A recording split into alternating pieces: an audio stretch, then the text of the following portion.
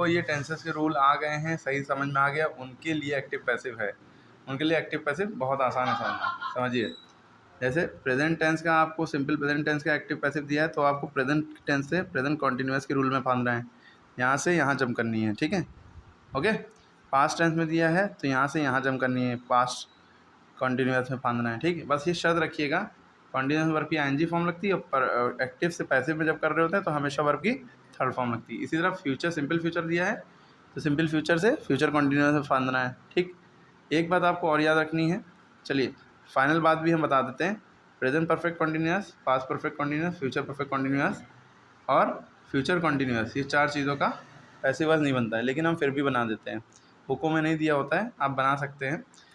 Will, जैसे has have been लगाएं, has have been लगाने के बाद बीइंग भी जोड़ देंगे सब में, इसमें भी बीइंग जोड़ देंगे, इसमें भी बीइंग जोड़ देंगे, इसमें भी विल बी बीइंग, बीइंग ज़बरदस्ती जोड़ देंगे तो इन सब का बन जाएगा। लेकिन ये बात किसी बुक में नहीं दी हुई, ये सेंस से आएगी जब आप ग्रामर अच्छे से पढ़ लेंगे, ठीक है, ओके। तो ये सारे ही टेंसेस के ऐसे आप पैसिव वॉइस बना सकते हैं, लेकिन कोई भी टीचर आपको ये नहीं बताएगा कि इसका भी पैसिव वॉइस बन सकता है, चाहे बड़े से बड़ा यूट्यूबर हो, चाहे कोई भी टीचर। उसके बाद आप देखेंगे कि आपने ये ट्रिक समझी कि प्रेजेंट पर जब आपको टेंसेस आते हैं उस हिसाब से हम बता रहे हैं। देखिए, सबके लेवल अंडरस्टैंडिंग का अलग होता है, जो जितना जिसको लेवल आता है उसके हिसाब से टीचिंग स्टाइल बदल जाता है, पढ़ाने का तरीका। अब यही चीज़ बेसिक लेवल से अगर बताएं तो दूसरे तरीके से हम पढ़ाएंगे, जिसको टेंसेस आते हैं उसके लिए हम अलग तरीके से बता रहे हैं। यहाँ से यहाँ फांदेंगे, यानी फर्स्ट की फर्स्ट फॉर्म देखेंगे, इधर हमारे में से एक चीज़ लगाएंगे पैसिव वॉइस में करने के लिए, और भी थर्ड फॉर्म और बाई लगना ही है। अगर आपने देखा प्रेजेंट कॉन्टिन्यूअस में दिया है तो प्रेजेंट कॉन्टिन्यूअस ही में रखेंगे, बस अपनी तरफ से बीइंग जोड़ देंगे, BEING, ठीक है, जो अभी उसमें जोड़ रहे थे। इस तरह पास्ट कॉन्टिन्यूअस में दिया है तो पास्ट कॉन्टिन्यूअस में ही रखेंगे, यानी वाज वर लगेगा ही लगेगा, लेकिन अपनी तरफ से बीइंग जोड़ देंगे। इसी तरह फ्यूचर कॉन्टिन्यूअस में ज़बरदस्ती बनाएंगे तो अपनी तरफ से बी के बाद, बी लिखने के बाद भी बीइंग जोड़ देंगे, लेकिन वरना नहीं बनाएंगे तो नहीं बनाएंगे, ठीक है। वैसे आएगा नहीं, जिनका नहीं बनता है उसका आता नहीं पेपर में। हैज़ हैव लगाएं, यानी पास पर प्रेजेंट परफेक्ट का है तो प्रेजेंट परफेक्ट से प्रेजेंट परफेक्ट कॉन्टिन्यूअस में छलांग लगा देंगे। हैज़ हैव लगा देंगे तो हैज़ हैव बीन कर देंगे। यला बीन है, इसको बिन पढ़ते हैं, और वो जो बीइंग होता है वो इसके लिए लगता है कॉन्टिन्यूअस के लिए।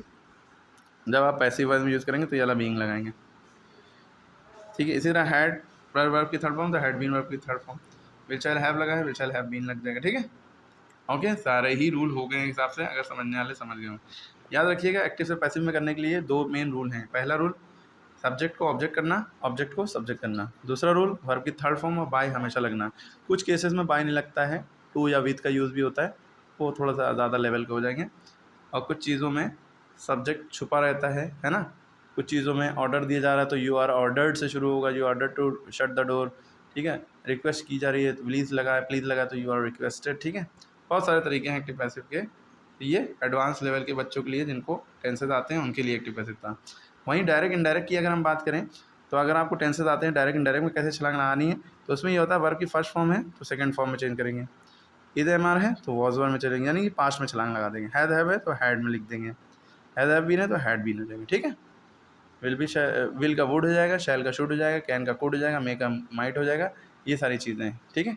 बस उसमें एक्टिव पैसिव में यहाँ से यहाँ छलांग लगाते हैं, और डायरेक्ट इनडायरेक्ट में यहाँ से यहाँ छलांग लगाते हैं, ठीक है।